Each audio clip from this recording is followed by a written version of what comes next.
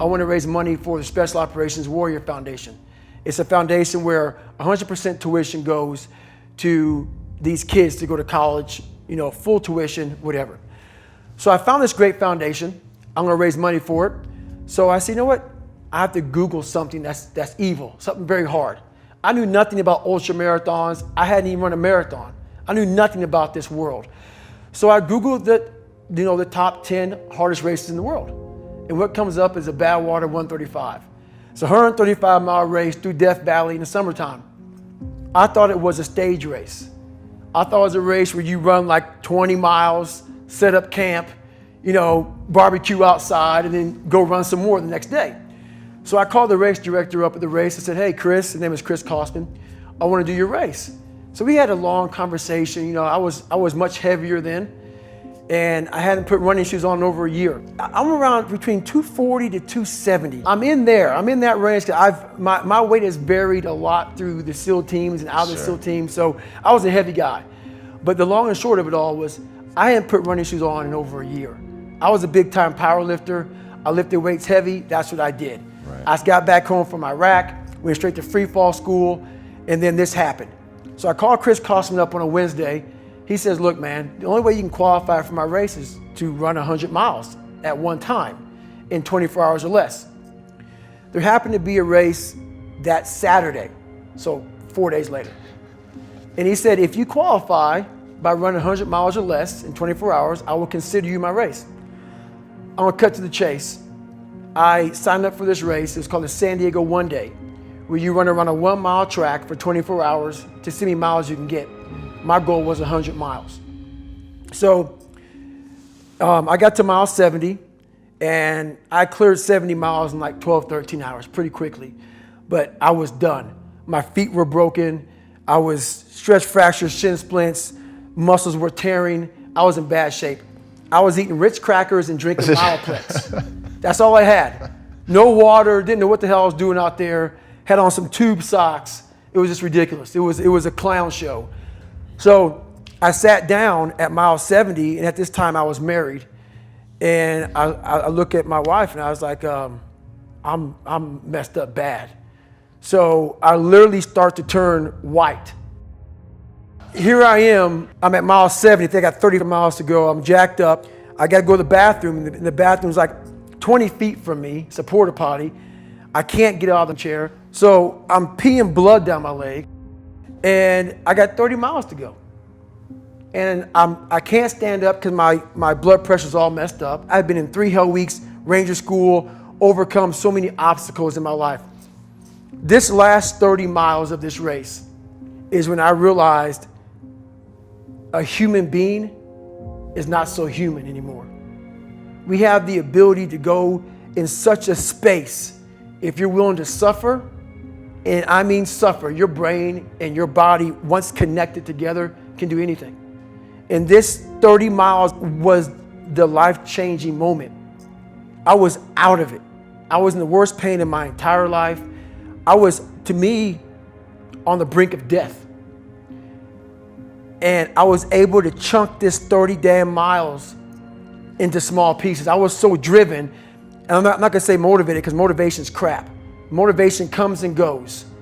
When you're driven, whatever's in front of you will get destroyed. So I sat in this chair, and I was so driven to succeed in this race. And at this time, everybody goes, were you thinking about the guys that died? And I'm not gonna lie to you, I wasn't. This became a personal thing. This became me against this race, me against the kids that called me against me. It just became something that I took so violently personal. And I broke this thing down into small pieces. I said, okay, I gotta get nutrition. I gotta be able to stand up before I can get off this curb and get off this chair and be able to go 30 miles. So I went through all these small steps, and I was able to stand up. And then from standing up, I was literally walking around with my wife at the time, and she goes, you're not gonna make the time. She goes, you're walking like 30-some minute miles. I got to mile 81, and the second she said that I'm not gonna make the time, I ran the last 19 miles nonstop. So this was years ago. I had literally the size of $50 I had to get compression tape, and I taped up my ankles and I taped up my feet, and that's how I got through that race. My shins hurt so bad from having stretch fractures that the only way I could continue on was I taped it so I wasn't doing the flexor motion that activates your shins. So I taped my ankles and my shins up, and I got that from because in my third hell week, they weren't gonna let me go back through train anymore. So I literally went through all the buds, my last SEAL training with stretch fractures and shin splints. And how I did it was I would tape my ankles all the way up to my calf every morning. So for the first hour, the pain was excruciating. But what happened is my feet would go numb. And I did that every single day for 6 months. That's how I got through my third hell week, because I was so broken from the first two that the commander said, hey, the CEO said, this is your last time we're sending you through. So that's how I got the idea to do that. And people may listen to this and say, this guy is sadistic, he's crazy, No, if you know how I came up, you realize I was just a scared kid that found drive and passion to be something much better than what he thought he was. That's all it is. Cookie jar is something that I've made up of all the failures of my life, all the things that I failed and I went back. I failed and I went back and I finally succeeded. All the things that kicked my ass, I put them all in the cookie jar, because at times of hell, even the hardest men, in times of suffering, what we do is we forget how hard we really are. Because that's what suffering is. Suffering is a test. That's all it is. Suffering is the true test of life. And so that cookie jar travels in my brain. So whenever I get put in a situation where I have poopy pants, the woe is me mentality of, oh my God, life sucks, I take the 1 second decision. I step out of my life for 1 second, go in the cookie jar, pull up, oh, you were in 3 hell weeks and finished 2. One of those hell weeks, a guy died because it was so bad. Oh, you are a badass. You are. I put it back in the cookie jar, and I remember who I really am. I'm not the kid that was called, I'm not the scared kid. This is who I am. It's a reminder of who you truly are at the core of yourself.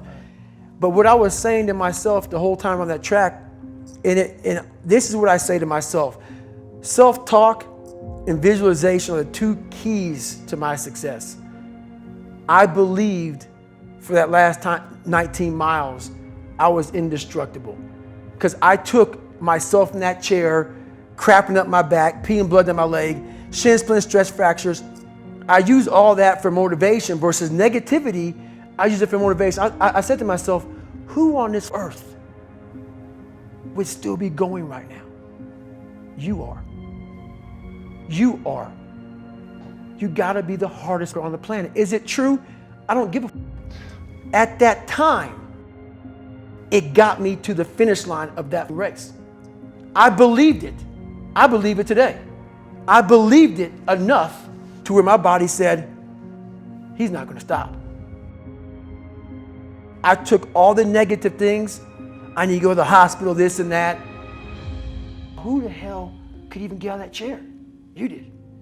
Who the hell would even think about taping stretch fractures up? You did. All those things I used for motivation. And in Hell Week, what they do in Hell Week, because this is where I really went to the dark side. What they do in Hell Week is they design Hell Week to find your flaws. And they do a really good job of that. It's 130 hours of continuous training. You may get 2 hours of sleep. And they beat the shit out of you and find everything wrong with your mentality. And then they start Hell Week. And that's the beauty of it. And for me, I'm not some naturally God-given guy. I don't have a great bit of talent in anything. So what got me through horrible times was the dark side. My name is David Goggins. I created Goggins. Goggins is the guy that can take anything you put in front of him. You want to break my legs? So be it.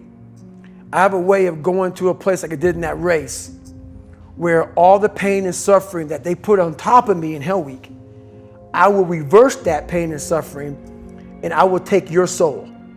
So every instructor that put me through buds, my job, what drove me, was I wanted you to go home that night after you beat the living shit out of me and I smiled in your face.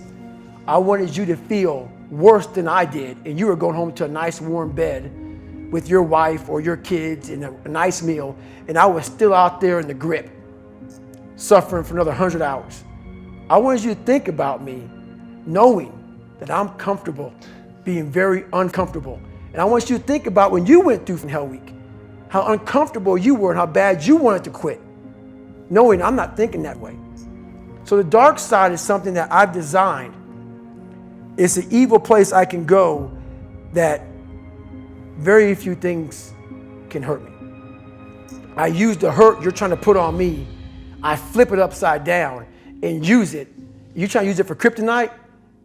No, it's power pillars for me. I'm using it for strength. I just flip negative into positive, that's all it is.